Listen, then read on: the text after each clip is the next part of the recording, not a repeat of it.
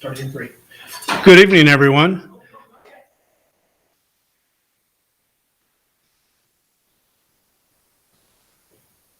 Good evening, everyone. My name is Karst Brandsma, and I'm the interim superintendent for Oak Harbor Public Schools. It's my pleasure to share part of your evening to talking about an important measure the district has placed on the upcoming February 8th ballot.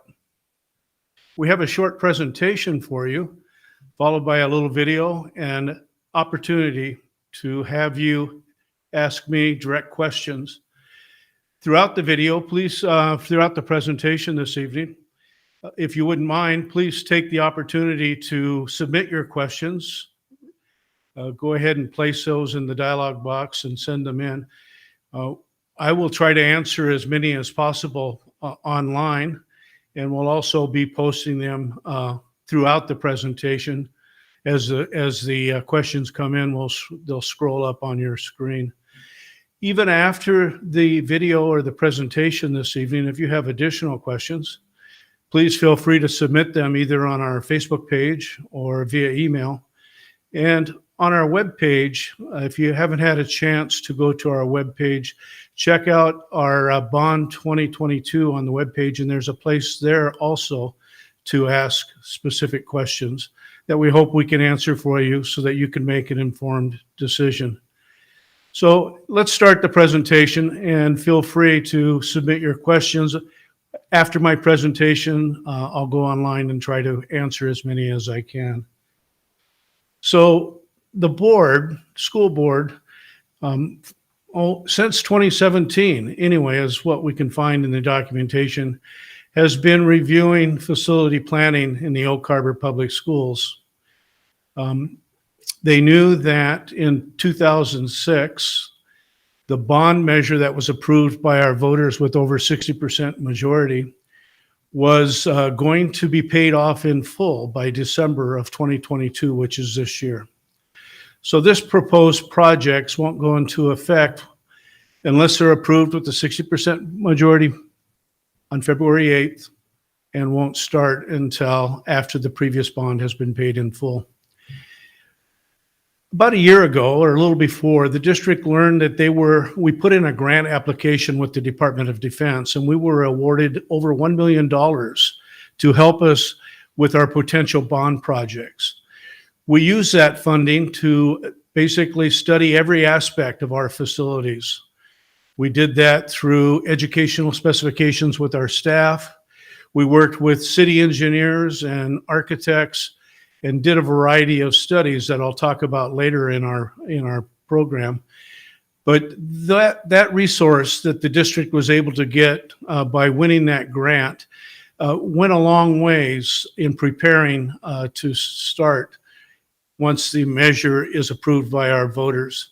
That typically doesn't happen in most districts. They don't get advanced funding through a grant to help them plan for their projects. They typically have to wait until the public approves it and then spend the first portion of the first year, as well as the community's resources, to fund those same projects. We have worked with NAC architects out of the Seattle King County area. We have also worked with D.A. Davidson, our bond counsel. These are the same two professional organizations that helped the district in 2004 or 5 and 2006 when we approved our bond for the high school remodel at Oak Harbor High School, as well as Wildcat Memorial Stadium. We have found to be NAC architects and also D.A. Davidson to be very solid in their projections and to give the district great advice. It is part of that advice and those projections that lead us to some of the assumptions that I'll share with you later in the presentation. We went through every building in Oak Harbor Public Schools, all the way from Oak Harbor Elementary School, which was built in the 1930s when Delano Roosevelt was president, to our last project at Glow Parker High School. And we reviewed all of the sites and how they qualified for additional support. Washington State has a school construction assistance program that is only available to school districts once every 30 years. So as we went through all of our projects, we were able to ascertain that these 5, not only are they in the most need for renovation and repair, they also qualify for additional funding, not only from the Department of Defense, but also from the State Construction Assistance Program. So we had put together, with using NAC architects, we had put together some proposed projects and developed a project timeline. That timeline includes once approved, we would start at Oak Harbor Elementary School. And all of these sites, or all of these projects, would be new construction. We looked at these individual sites, and the first question we asked is it cost prohibitive to build new ones or replace the existing building? And what we found was, with the current codes and trends and needs and the existing condition of our structures, it was actually best and most cost effective if we actually produced new schools as opposed to remodeled schools. All of these schools will be built, and no student will be, or staff will be, displaced while a particular school is being built. And it starts with building our Oak Harbor Elementary School that currently is on the corner of Whidbey and Midway. Once built at Fort Nugent, the students and staff at that site would then occupy the Fort Nugent site. And when the Oak Harbor Elementary then was vacated, it now is ready to be renovated in itself. And that creates an empty school to renovate, and students and staff would continue to work at their existing sites. And we would rebuild Oak Harbor Elementary School. And with that, once completed, Olympic View Elementary would then occupy the old Oak Harbor Elementary. And then we could begin to work our way through the process. Crescent Harbor, hand in hand, and Home Connection would be built on Navy property just north of OVE,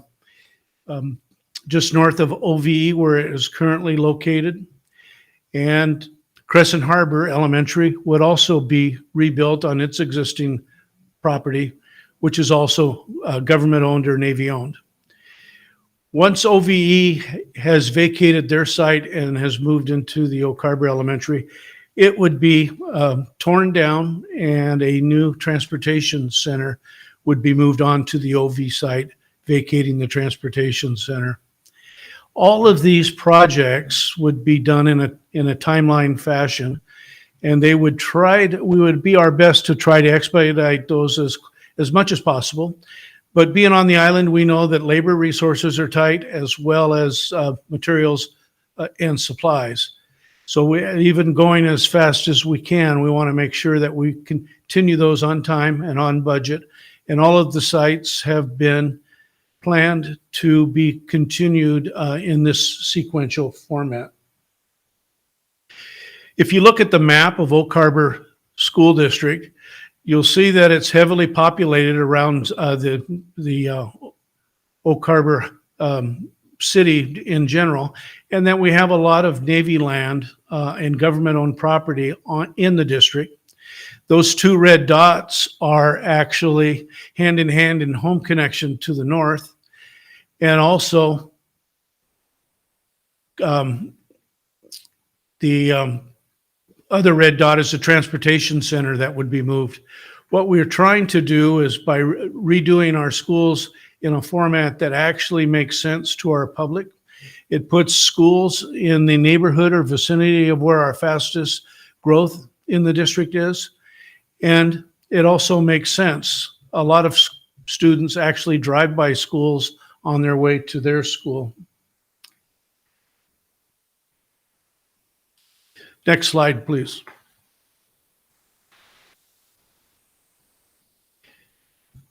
The first school, Oak Harbor Elementary School, would be relocated out at Fort Nugent Park. This park was purchased almost 20 years ago by the district, with planning to be in an eventual school site. This project would qualify for $7 million of state construction dollars and would need to be funded locally for the amount of approximately $68.5 million. That site actually is currently in soccer fields, and we'd be using 2 of the 6 soccer fields that are currently on site there, and leaving lots of room still for soccer to use. Crescent Harbor Elementary School is paid 80% by the Department of Defense, or about $54.5 million, and 20% would need to be funded locally at approximately $13.6 million. This project would be built on site behind the current school, and after construction is completed, it would be occupied, and then ball fields and parking would be replaced in the front of the school where the existing school is at. I would like to mention that in order to qualify for Department of Defense funding, there was a rigorous application process that the district participated in. Not every school district on government property qualifies. We are one of 22 sites in the nation that actually have been given the authority to move ahead and place a measure on the ballot for community approval. And once the community approves it, the Department of Defense will reimburse the district as construction gets completed up to $54.5 million. Olympic View Elementary School would be almost completely demolished except for the landmark gymnasium in the front of the school that was traditionally just a proud historical landmark in the city of Oak Harbor. That building will be renovated and blended in with new construction behind the school and around it. Once completed, this space would be occupied by the staff and students that are currently attending Olympic View Elementary School. This one would be primarily funded locally, and $3.5 million of it actually qualifies under the 30-year school construction allocation, bringing the total to approximately $67.7 million. Another site is a hand-in-hand and home connection. Currently, this site is at Clover Valley. Clover Valley is on the main base, right in the middle of heavy jet traffic. And it would be built just north of Olympic View Elementary School. There's a playground north of there, and then just past that is a heavily wooded area that's owned by the Department of Defense. We would actually then, once given the go-ahead by the Department of Defense, we would build this facility in that heavily wooded area just north of OVE. This one, again, is 80% funded by the Department of Defense, or $51.9 million. And the $12.9 million, the 20%, would have to be funded by local resources. The Co-op Transportation Center is probably one of the oldest buildings, not only in Oak Harbor, in the city of Oak Harbor, but in Oak Harbor School District. We are in dire need of replacement. At one time, the facility, actually the roof collapsed due to heavy weather, inclement weather and snow. Certainly doesn't meet the district or the state's safety guidelines in the bus garage and maintenance and repair. This facility, once completed, actually will be a cooperative program with Coopville School District, and it actually qualifies almost 50-50 with state money or school construction assistant dollars because of the transportation nature of it, as well as the 20.2 that would have to be come by local dollars. So with that, I'm just going to kind of go through and talk about some of the funding that I mentioned. If you look at the asterisks on the right-hand side, I mentioned before the cooperative funding, the transportation match, that amounts to $21 million, almost 22. The Department of Defense, if the voters approve this measure, are willing and able and have committed up to $107 million.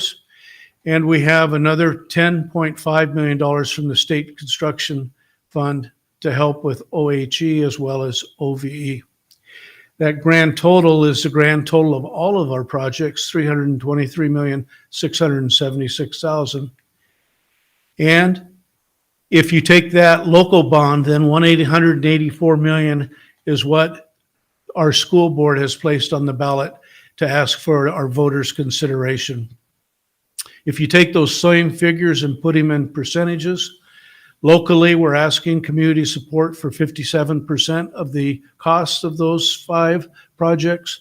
Transportation match would be 7%, Department of Defense 33%, and state construction would be 3%.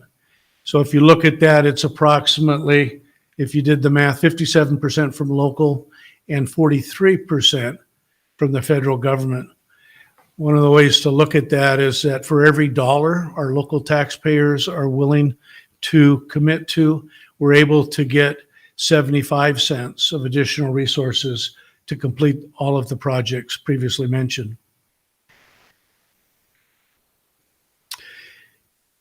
People want to know what a bond is. No, we can't use it to hire additional staff or negotiate and give employees raises. It can only be used for building, and it can only be used for what is placed on the ballot. The budget or the projects can't go over budget because the grant or the bond, if approved, we can't collect more dollars, only the amount that the voters approved. As assessment properties increase, in other words, the land that's being developed behind Walmart, or if you look near the district office here, around OHI, you'll notice a lot of construction going on in condominiums, or a new building going up next to North Woodby Middle School. As those properties eventually get finished and developed and added to the tax rolls, they begin to pay their portion and everyone else's tax rates then drop. We will sell our bonds over 3 sales in a timeline that we would need for the stated project. So we'll only sell a certain number of bonds to begin the projects and complete it before selling additional bonds. We did have 2 bonds that I mentioned before that are actually going to be paid off in December of this year. The previous bond built Oak Harbor High School. Those bonds, using the same professionals we're using on these projects, was completed on time and on budget. The projects that are being proposed are all past their expected life.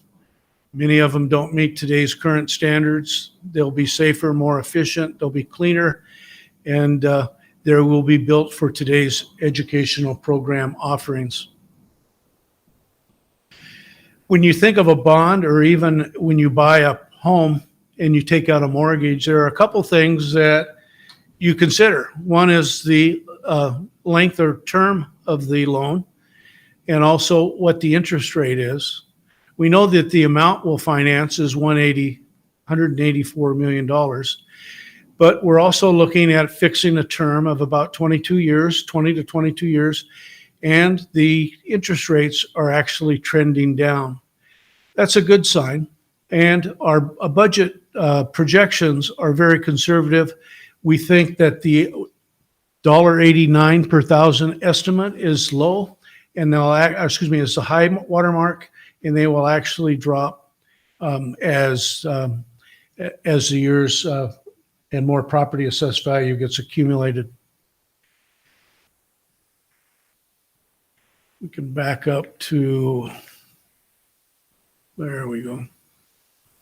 This is a slide that shows you what the community, everything to the left of that vertical line in 2022 and 2023, those are actually actual assessed valuation, and the rates paid per thousand for our current bond that is going to expire in 2022. Back in 2015, it was as high as 193. In 2022 and 2021, as it began, we adjusted the rates on those so that at the end of December they would be paid off, and we're projecting a flat rate from 2023 on. to be at approximately 189 per thousand. So what we're trying to say is that we're trying to be conservative and in our best using our resources, trying to make a flat tax rate over time. We aren't asking to put one tax rate onto the other, but actually asking the voters to consider once one tax expires to renew that tax and continue with these 5 projects. Here are a couple items that I mentioned before that the district was awarded a $1 million grant from the Department of Defense. We did some long-range planning. We've had over 40 meetings over the last 11 months with key players, city officials, architects, engineers, and building staff. We've applied for and were granted Department of Defense funding. As I mentioned, we're one of 22 nationwide that will get that extra funding.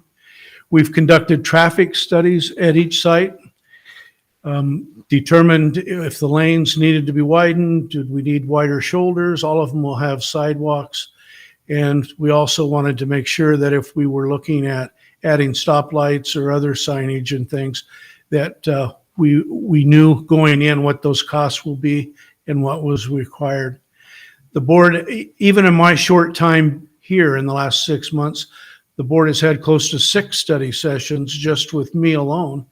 I know over time we've been able to count up well over just a little under 30 total board study sessions with staff and board and other officials to give them good information to make decisions on.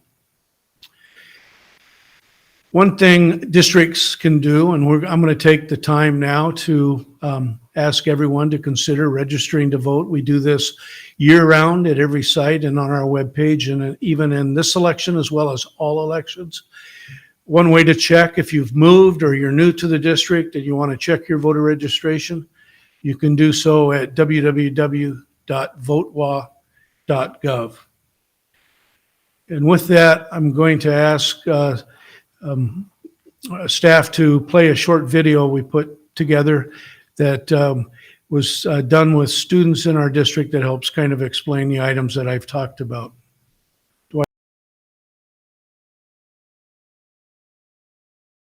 Voters, did you know that the community has an important election coming up? On February 8th, voters will be asked to approve a bond package that includes 4 new schools and a transportation center. But wait, didn't we just pass an election? Yep.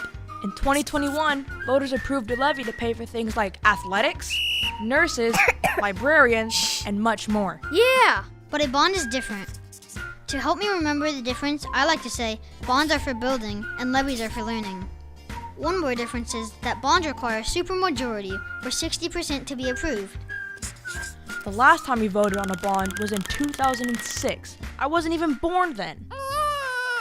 Those bonds built Oak Harbor High School and Wildcat Memorial Stadium, which were completed on time and on budget. The best part is those bonds will be paid off this year, making this a replacement bond and not a new tax. Currently, our elementary schools are overcrowded. We have 40 portable classrooms in the district because our aging schools are too small.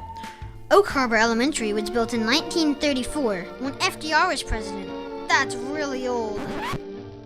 Schools have changed since then. New schools have larger classrooms, gymnasiums that don't double as cafeterias, better playgrounds, modern safety and security systems, updated technology, better HVAC systems, and are built for today's learning. Woohoo! Building schools can be expensive, which is why Oak Harbor Public Schools worked hard to pay for their portion of the project. Thanks to the Department of Defense, like the Navy and the state, they're going to pay for 43% of this bond project. Wow! However, this funding is only available if voters approve the measure, but we have good news for taxpayers. The estimated tax rate will be $1.89 per $1,000 of assessed property value, which is 4 cents cheaper than the bond rate in 2015. We have some of the best teachers in the state. Imagine what great teachers can do in great spaces. Well, that's all we have for you. Only thing left to do is turn in your ballot by February 8th. This message is read by students from Oak Harbor Public Schools. Woohoo! Are we ready to roll that? Might have some questions coming up here. If you haven't submitted a question, please do so. We've scheduled this evening from 5 to 6, so we've got lots of time here to try to answer some of those questions. So if we can queue those up, that'd be great.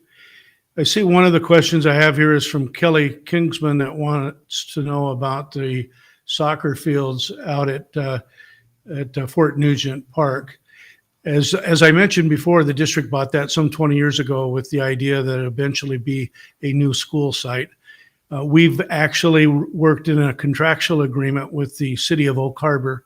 Their park adjacent to our property actually has, I think, a total of 6 total soccer fields on it. If you look at the park, the building that we're proposing is actually, the next slide, please. It actually will be just on our side on 3 of the 6 soccer fields on that side. With that, though, we are also remodeling the outdoor field that's there. And if you look at the other additional fields in our other 3 schools we're proposing, all of them are going to have upgraded fields as well as playgrounds and gymnasium spaces. If you've been following some of the city efforts in their park development, they are actually possibly doubling the amount of soccer fields available in our community once their projects get completed. And my guess is that as some fields get taken offline, the others will be put online, and our community will actually have more fields for recreational activities and not less. I will also mention with the soccer fields is that we're also opening up some indoor facilities that aren't available to public, improved gymnasiums, as well as auditorium spaces that will also add to a lot of community availability on top-notch quality facilities too as well. So if I didn't answer all your questions, resubmit part of it and we'll come back to it. The money this is a question from Epa Monday. Hope I mentioned your name, spelled your name right or said your name right. The money is actually managed, is collected by the county auditor and a county assessor, and then is actually will be given to the district, and the district manages it just like we do our local levy dollars, as well as dollars that we receive from the state. When you open up a bond construction matter, it's also the Secretary of State also provides regular audits of not only of the projects and but also the financial paperwork also get audited too as well. All the projects get sent out to bid per current law and followed, and there's a state auditor that follows that trail too as well. It would be the district's goal and intention to always provide updates on the projects as they start from the beginning towards the end, not only with daily reports and written correspondence, but also through Facebook, and also a portion of our webpage will be dedicated to the progress that we are making at each of our sites. I will mention this too. One of the key considerations the board considered in the timeline and the flow of the projects was not to displace students. So if you use an existing site, you have to remove that site from use for educational purposes, which means you either got to bus your students somewhere else. And in our district, we have no place else to bus students to, or you bring in 20 to 30 portables, which have a total an additional cost as well. So the timeline in the projects we're proposing actually eliminates displacing staff and students and saves the resources from housing them temporarily to actually putting in that money into construction. So next question is from Christy Dutton. Hi, Christy. Good evening. I hope you're right. Why the adjustable tax rate? If you think of the one that showed over the years, the only thing we know for sure is that we are asking the amount, which is $184 million. And it is based on today's figures, that amount is $1.89. But depending on additional tax parcels that are added to the tax assessment rolls, that 189 is never constant. The only thing that's constant is the term, 22 years, and also the amount, $184. The tax rate then is generated by how many parcels get added to the rolls and what that does to the tax rate. Most districts in their assumptions do a 3% assess increase per year. We purposely left ours at 1% beginning on the third year. That is 2% less than most districts. And what that assures us, that 189 will probably be the high water mark and not the low water mark. Our goal is to be promises made, promises kept, and to keep it under that 189. But that 189 will change over time as more building gets completed. Good question. Thank you for that. Sarah Walmrow, we appreciate the hard work put into helping our kids learn in the best atmosphere possible. Thanks for the comment. We appreciate that, Sarah. I think our staff does too as well. Alice Marie, will this presentation be repeated? Will it be posted on the district's website? It is going to be there. It'll be recorded. People can play back. They won't have the live interaction that we are currently having now, but they can play it back and watch the entire hour program in its entirety. And they can also go to our webpage and ask questions there, or they could pick up a phone or send an email. We'd be happy to continue this dialogue. We've got a pretty good Q&A started from existing questions that started all the way back in October 25th, once the board put on the approved resolution 2108 that placed this measure on the ballot. Thank you for that question, Alice. Appreciate it. Hi, Nikki. Good evening. Thank you for that. It was great to have a couple quality students come and help with our little video. They did a very nice job. I think I don't know who was more proud of them, myself or their parents. Their parents came in and watched them. I thought they did a marvelous job. I think it's kind of an example of just the quality students that attend Oak Harbor Public Schools. But thanks for that question, Nikki. I appreciate it. Question from Ms. Monday about the audits. Yeah, you'll find out, or at least I found out in my 45 years in education, that you're never far from the county state auditors. In fact, today alone, we had our entrance conference with the Secretary of State and the state auditors who are actually in our district starting tomorrow. They'll be auditing our books over the last school year, not this school year. So thank you for that.